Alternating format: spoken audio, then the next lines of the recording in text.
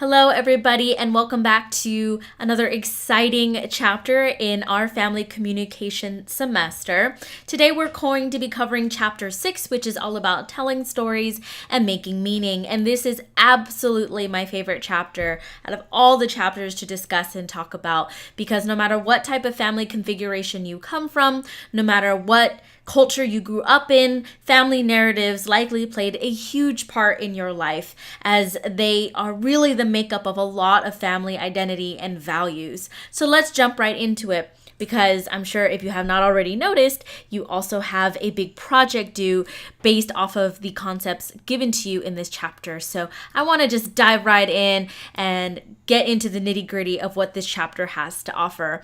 And first and foremost, you know me now, I never really like getting into definitions or getting into theory without telling you why we're doing this. So one of the key reasons for why there's an entire chapter devoted entirely just to family stories is because we recognize that as family scholars, family narratives play a major impact on how families communicate, the roles individual family members take on, and the values that are passed on from generation to generation. If there's anything that we haven't learned from our previous chapters, it's important to take into account both the internal and external factors that impact family communication and impact how families communicate with one another.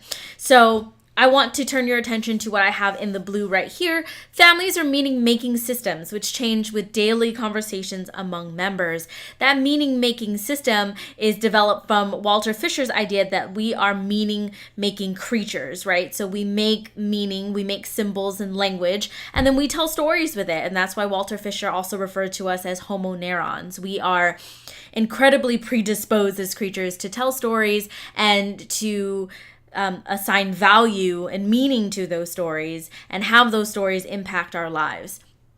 And so stories, of course, coincide with both the verbal and nonverbal codes that make up a family's identity. So how the stories are told, how they're passed on, and when they're passed on are all influenced by verbal and nonverbal codes that are already prevalent in a family's sense of identity. And it's also cyclical. So the stories that families tell about each other refine and construct the verbal and nonverbal codes that they practice.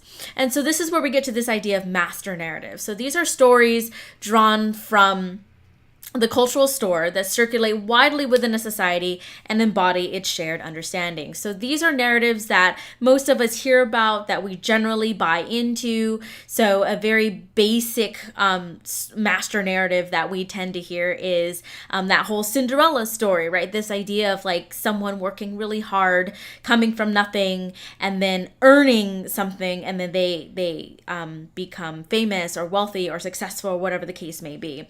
That's an example of a master narrative, right? It's something that we hear often in society, and it becomes a vessel by which we adhere to different values. So if you're told, hey, if you want to be just like Cinderella, or if you want to achieve that American dream, you have to work hard and earn it. And so from that story, we understand the value of working hard for things and earning things that we want. And so that's that's one example of many examples that we can come up with that show how master narratives and narratives in general give us different perspectives of the world and really teach us values that we end up practicing in our real lives. And so family stories are no different than that. In any case, family narratives are even more powerful because they come to you on that interpersonal level. Typically, you start hearing family narratives when you're very young, right? So for example, when I was young, I would hear stories about my grandparents and my ancestors from my mother, and I had never even met some of these people, but yet they were very real to me because of the stories that were told about them. And my mother not only told me these stories because they were interesting stories, but she told them to me because she was hoping that they would be an example and teach me a value of working hard, and value my presence here in the United States as an immigrant, and value education. And those were her goals in telling me those stories. And so family stories bind families to one another in what we call communities of memory. So we all share these memories together, and that's how the narrative stays alive, right? very rarely do we actually ever write down our family narratives, right? They're passed on still verbally from generation to generation. And we also have to recognize that culture plays a role in this as well. So as I said earlier on in this lecture, no matter what culture you come from, you very most likely experience family narratives. However, how you experience them may differ depending on the culture that you came from. So this is where the cultural perspective comes from. It reminds us that the family's relational culture affects and is affected by, it's cyclical, just like master narratives are, just as verbal, nonverbal codes are, as I just mentioned. It's cyclical, and it is affected by communication behaviors. What that means is that how a family interacts, their default way of interacting with one another, comes out in the way they tell stories, and also what stories they tell affects their cultural perspective and the way they communicate. So it's a cyclical pattern where it's kind of a chicken and egg thing, right? So is it your narratives that influence the way you talk, or is it the way you talk that influence the way you share your narratives? And I would say it's a both and in that situation. So moving on, let's talk about why we're studying family stories and why they are important to us. And one of the key things that we have to remember are these 5 aspects that I've kind of distilled down from the textbook, because I know that it can get really heavy with a lot of case studies and be a little difficult to work through. And so I tried to dig through all that good nitty gritty information down to what I really want you to walk away bare minimum with this chapter with is that these are the characteristics of family stories that we care about. And the first one is that usually, of course, they feature a family member or several family members. We don't really want to hear stories about how you went out and succeeded on your own, or went out on a sleepover on your own with no interaction with any other family members. They're very different from, hey, I'm going to tell you a story because you're my friend and I would like to share this story with you. That's a different relational narrative than what family narratives are meant to do, which is that they are meant to include a family member, and that family member, through their behavior throughout the story, is meant to also be a vessel for communicating different values. And of course, the second bullet point, no shocker there, it involves some sort of plot line, right? But most importantly, what I want to highlight is that it develops something significant for the family due to that drama, that anticipation. And they are fluid over time, meaning that the stories can ebb and flow and change a little bit as they are given from generation to generation. And I'm not talking about just in the content, right? So yes, we've all played the telephone game where we all try to share something and pass something down, and at the end of the telephone, that last person says something completely different from the first person. That's one aspect too. Of course, facts get lost as they're spread through different generations. But what we really want to hit on here, on this idea that family narratives are fluid, is this idea that they mean what they mean to the persons receiving them at the time they're receiving them. So let me give you an example. I just mentioned how my mother would tell me stories about her childhood in Vietnam, and how she didn't ever assume that she had never thought she was going to immigrate to America. She had no desire to do so. She thought she was going to live and die in her home country of Vietnam. And because of the Vietnam War, that was the reason that kind of pushed her to immigrate here, so that me and my brother would have a better chance at a better life than in Vietnam as it was following the war.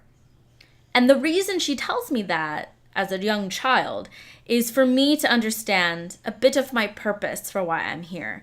She's reminding me that a lot of sacrifices were made for me to be able to make it to the United States, for me to be able to have an American education. All of that is possible because of my ancestors. So for me, it really rung very serious with me. It was something that I took on very seriously as part of my role in the family, as well as my personal identity, because it was very immediate to me. I was experiencing it as a young child, seeing my mother being very sad because she was away from her homeland. And I myself had been born in Vietnam, so I was trying to understand, why did we move? Fast forward, if I have children in the future, and I share these same stories with them, how those children will take those stories will 100% be different from how I received that story. So like I said, I took that story very seriously. I took it as, wow, like I have such a heavy responsibility to make sure that I do well in school and in my career so that the sacrifices of those who got me here to this country will not be in vain. If I tell my children that, they, of course, will not be immigrants. I live here in the United States now, so they will be born here, and they may not connect to it in the way that I connected to the story, where I took it on as my responsibility to pay back the sacrifices of those that got me here. My children might interpret it as, wow, that's really cool that our family comes from that history, but it may not be so close to them because they're a generation away from it. So that's an example of how family narratives can really ebb and change and flow over time. They can mean different things to different people. And for example, let's say my children go back to Vietnam and they visit and they see where my family used to live in Vietnam, and they come back. Maybe that narrative means something different to them at that time when they're adults, right? And they've gotten the chance to travel. So the point of this last bullet point is incredibly important because it reminds us that narratives serve that purpose, and they serve that purpose depending on the recipient and where they are in that place and time in their lives and where they are in the development of their family. So another aspect to tie into that is that the family, being the subject of all these narratives, helps us understand our own behavior as well, right? Oftentimes when you hear stories of your ancestors, your grandma, your grandpa, anyone that came before you doing anything spectacular or amazing or putting in a lot of hard work or even a funny story, it helps you to self-reflect on your own behavior as well, and helps you self-reflect on what is my role in my family. So typically what we get when you tell family stories is that you get this sequence of events. Usually it's sequential, usually it's linear, meaning it's from start to finish. I know a couple of people that like to Tarantino a lot of their stories, so they like to reverse it and go backwards. But typically, though, family stories start from this is what happened, and then they go all the way to the end of that story. And that can be really difficult because all of us have incredibly messy lives, right? At times, things happen just because they happen, and there's not really a way for us to make sense of that chaos beyond narratives. So that's why narratives are even more fascinating to me, because they are also a way that we as individuals and we as family units make sense of the chaotic events that happen in our lives, right? So, for example, I had a very close friend of mine. I grew up with her. I've known her for a very long time, and her parents passed away, and her mother passed away first, and just a couple months after that, her father passed away. And it was incredibly tough for her, and I couldn't imagine what that would feel like, in just the span of a couple months, losing two people that you really care about, that were huge parts of your life. And she, in trying to make sense of it, told a narrative to her children, who asked her, like, where did grandma and grandpa go? And they said, well, grandma, went first because she went to retire and take a really long break, but then she got really lonely, and so grandpa, went with her as well, so she wouldn't be lonely. And that was a beautiful narrative that she offered to her very, very young children that possibly couldn't understand death yet at the time, and maybe she didn't want them to understand it yet at that time, being their mother, and she made this parental choice, right, to tell this narrative. And so that's an example of how her account of it, as we see here in this last bullet point, created to explain and control our events, is a way for her to not only make sense of that chaotic time in her life for herself, but also for her children. And so it's really interesting to see how different accounts, depending on who you ask in your family, hey, tell me this story, you might get almost completely different stories depending on who's telling it. So it's very important because the motivation of the person telling it gets infused in the narrative as well. So why do stories matter to families?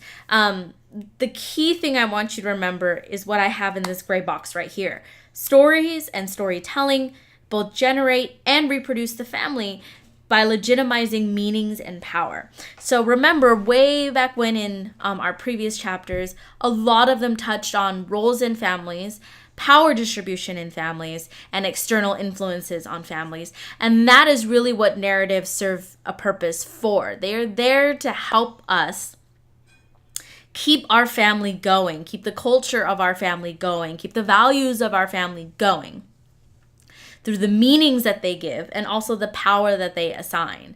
So, for example, you learn that you should be listening to your parents and that they are an authority figure at a very young age, right? And not only do you learn that because you're told that, but you also learn that through the narratives that they tell you. Very common narratives that parents tell their children is what happened to them when they would act out, right? So for example, my mother would always tell me stories about how my grandmother would punish her if she disobeyed or, didn't do her homework or did something bad as a child. And for me, I didn't know it at the time, but that was a way for me to understand, like you're supposed to listen to your parents, you're supposed to listen to your grandparents, you're supposed to do what older adults tell you to do. And so that's a small example of how narratives legitimize power in families. And it can be for positive aims and it can be for negative aims. And we'll talk a little bit more about that in our following up slides. So this is where we get this idea of narrative asymmetry. This is a phenomenon that occurs when unequal distribution of these elements are present. So who gets to tell a story, when the story is told, and who's the listener. Oftentimes, we try to control the stories that are shared in families because when they're told, who tells them and who gets to know them matters, right? So let's take a very traumatic event in a family, like a divorce. Of course, following a divorce or even during a divorce, each parent, being an account holder, right, someone that's going to account for a story, may tell how the divorce came about, why it happened. They'll have a story for all of that, and it'll come from their account. And maybe they will be the person that wants to tell the children, this is why we divorced, right? Because usually children end up kind of being caught in the middle between their parents when their parents divorce. So that's an example. And of course, those two parents will be in conflict about that, right? They probably, right after the divorce, will not agree with each other's accounts of what happened, right? One person will have a story of, well, this is why we got divorced. Another person will have a story of, well, this is why we got divorced. And so they will be in conflict about, well, who has rights to this story? Who gets to tell it to our children? Who gets to explain to them what's going on? And when do we tell them that? Do we tell them that now? Do we tell them that after the divorce is over? Do we wait till they're adults? What do we do? And then who do we tell? So, or do we tell the children? Do we tell just the older children? Do we tell the older children one story and the younger children another? And these are all examples that I've heard in different research studies that parents actually talk about when they divorce. And so that's an example of narrative asymmetry, when you have this imbalance of power of who gets to tell the story, when the story is told, and ultimately who gets to hear the story. And we're going to take that concept and understand and apply it to all these components of family stories. Family stories are incredibly powerful, not only because they feature the family, but because they also feature these elements here. There's usually some type of performance, right? For me, I could always tell when my mom was about to get into story time with me, because it would always be before bedtime. She would have a specific kind of almost reading voice when she would tell the story. And it's a very different type of nonverbal code usually as well. So you can always tell the difference between when a story is being told and just casual, how was your day conversation, right? And then typically there is some sort of dramatic element. In most family stories, there's a struggle between the persons involved in the story and some sort of other obstacle or issue, right? And so we usually end up with this dramatic quality that has a lot of anticipation, that has a lot of excitement. And in that anticipation and excitement, that is where cultural values and family values get transmitted. On top of that, as I mentioned before, we get the fluidity, right? So we take our family stories with us when we leave our families of origin and we go into new families, right? And stories become shaped and reshaped over time. So as I mentioned before, if I ever have children in the future, I'm going to leave my family of origin in creating my own new family. And then the narratives that I bring with me into that space may play out differently with my children. And I actually might feel differently about them when I become a parent as well, right? And so that leads to this really key idea of negotiated meaning. Meanings assigned to stories by different family members are very important to consider. What a story means to each family member may differ, right? You might have common agreement on, oh, this story is a great story of how our grandma came to the United States, right? And we all rest on her sacrifice. It might be something where you don't have common agreement like that, and you might have conflict over what the story represents and what it means. And so ultimately, though, for the narrative to survive and for the family to survive, we have to engage in something called narrative interaction, where families work together to co-construct a story that represents their values. And oftentimes, this is not a story that is 100% completely accurate, but it's not, the purpose is not meant to be accurate. The purpose is meant to transmit values, right? Not to say that they can't also be accurate. That's not an exclusive issue. But again, this is important to recognize that stories are still part of communication in the sense that we have to negotiate meaning. We have to figure out, well, what does the story mean? What does it mean for us? What values does it convey, right? So as we move forward and look at that, let's look at what family stories do. So we've reviewed the components of a family story and why they're important, but let's look at what they do. And this is where I really want to bring in this idea of narrative inheritance, this idea that we inherit the stories from our other family members. As I mentioned at the beginning of our lecture, none of us really write down, very few people have memoirs, right, that they write down. A lot of stories are passed through children, right, from generation to generation. That's where that idea of narrative lore comes from. And ultimately, you get three key ideas. You get family stories that are there to build identity, that are there to teach lessons and morals, and that are there to negotiate dialectical tensions and manage conflict and other difficulties. If dialectical tension sounds familiar to you, it is a theory that we have studied in the past in chapter 3. And so the different types of family stories are there to fulfill one or all of those three functions. So the first type is courtship stories. So these are usually the typical how I met your mother story, right? This idea of, well, this is how we met, and this is how we get together, and this is how we got married, and this is how we had you. And so it's this idea of learning about how you came about as a person. And then you usually go more in depth of that with birth stories. So you learn a lot about a woman's pregnancy, when she became pregnant, how the pregnancy was for her. Was it difficult? Was it so-so? How long did it take her to give birth? Where did she give birth? And what circumstances did she give birth? All of that is important. Usually with adoptive families, though, you get more of a narrative on when the child entered the family system. And that's usually still considered a part of that birth story as well.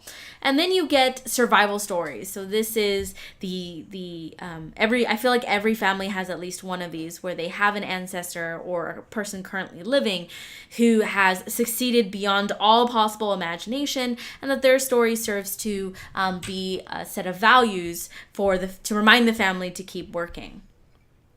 And on top of family narratives, these are other rituals that we infuse into family narratives and that prop up and support family narratives. So the first is family themes. These are statements made about reality and its relationship to the family, right?